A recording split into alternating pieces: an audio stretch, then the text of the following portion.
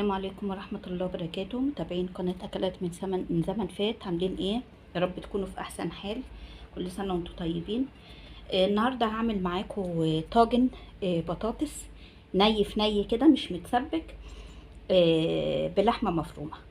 يعني لو عندك ربع كيلو لحمة مفرومة، حتة لحمة مفرومة صغيرة، ممكن تعملي بيها طاجن بطاطس خفيف جدا، مش هيبقى تقيل ولا هنحط عليه بشاميل ولا أي حاجة.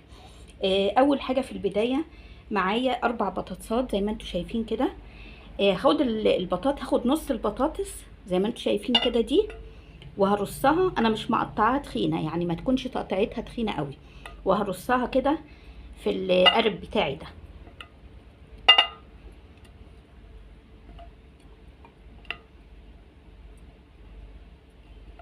ده كيلو بطاطس واللحمه عباره عن ربع كيلو. رصيتها بالطريقه دي كده. بعد كده معايا بصل جوليان، هاخد برضو منه شويه كده وارصه بالطريقه دي كده. وبعد كده عندي برضو هنا عندي طماطم وفلفل الوان. هاخد برضو من الطماطم دي وانزل بيها كده. انا مش عايزاها بطاطس حمراء، يعني مش عايزاها ان هي تكون حمراء او زي المتسبكه، يعني عايزاها ني في ني كده. وهنزل برضو بشويه فلفل من الفلفل الاخضر ده كده، وبرضو كام شريحه من الفلفل الالوان زي ما انتم شايفين بالطريقه دي كده. هحط لهم برضو رشه كده من جوز الطيب. طبعا اللحمه متعصجه وعليها فلفل وعليها ملح وعليها كل حاجه كده. بعد كده هنزل عليهم برشه برضو من الفلفل الاسمر كده زي ما انتم شايفين كده.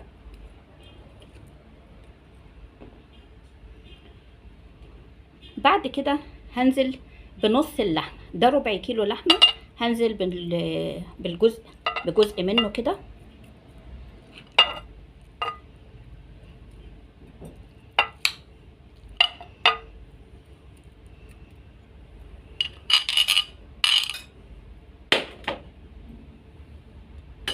بعد كده بقى هحط بقيه البطاطس بالشكل ده كده.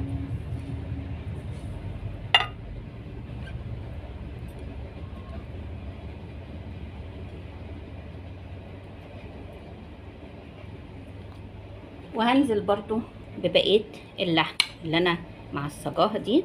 طبعا اللحمه عليها فلفل وعليها كل حاجه، طبعا بيبقى عليها بصل، بس انا برضو حطيت بصل تاني على البطاطس. يبقى ده زي ما انتم شايفين كده عباره عن ربع كيلو لحمه وكيلو بطاطس. طبعا الوجبه دي تعتبر موفره جدا وتكفي عدد كبير جدا من الافراد، يعني ممكن 5 افراد يتغدوا من الوجبه دي. مش مكلفه ومش تقيله، يعني حلاوتها ان هي خفيفه. طبعا هرص بقى بقيه البطاطس تاني. يعني انا كده عملت 3 طبقات من اللحمه والبطاطس اهو.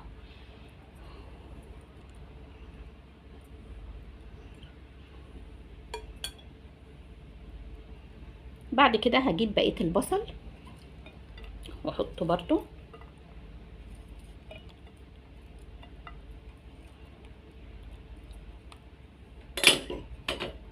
واخر بقى حاجه هنزل بيها هي الفلفل اللي عندي والطماطم.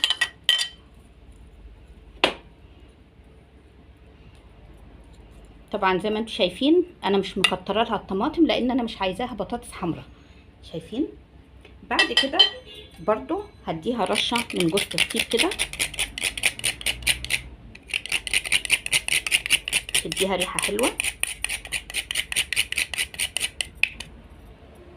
وبرضو رشه من الفلفل الاسمر.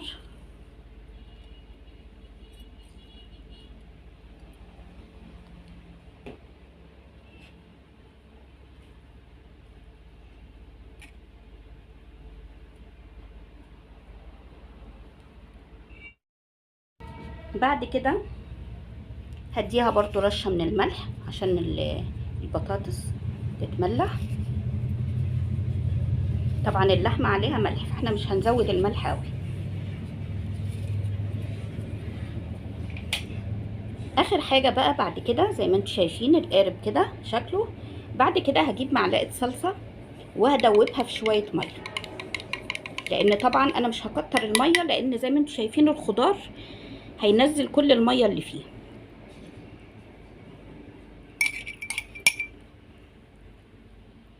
زي ما انتم شايفين بالشكل ده كده. ولو عندي بقى حته جبنه موتزاريلا ولا حاجه هحطها على الوش بتاعها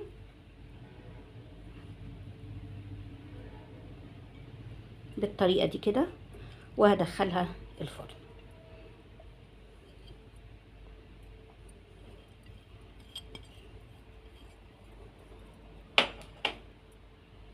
الجبنه عشان كانت في الفريزر فهي إيه جامده شويه بس كده.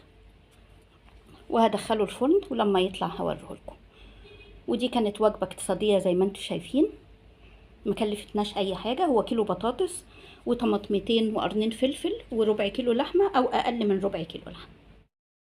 قبل بقى ما ادخلها الفرن هديها رشه كده من زيت الزيتون او اي زيت او اي سمنه. انا مش حابه ان انا احط عليها سمنه لان انا كنت معصجه اللحمه بسمنه. انا رشيت لها بس رشه كده عشان تحمر الوش وخلاص. رشه كده من زيت الزيتون. عايزه تحطي زيت نباتي برضو ما يجراش حاجه، عايزه تحطي سمنه اللي يعجبك. انا عشان معصجه اللحمه بسمنه فحطيت لها زيت زيتون.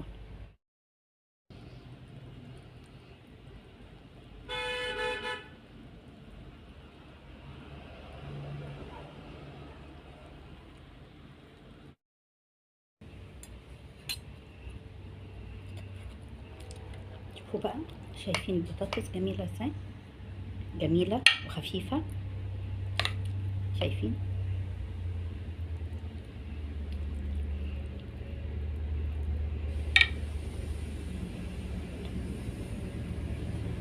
مع شويه رز بقى كده. اتمنى ان انتي تجربي الوصفه دي هتعجبك. ولو عجبك الفيديو ما تنسيش اللايك والشير والاشتراك في القناه. والسلام عليكم ورحمه الله وبركاته.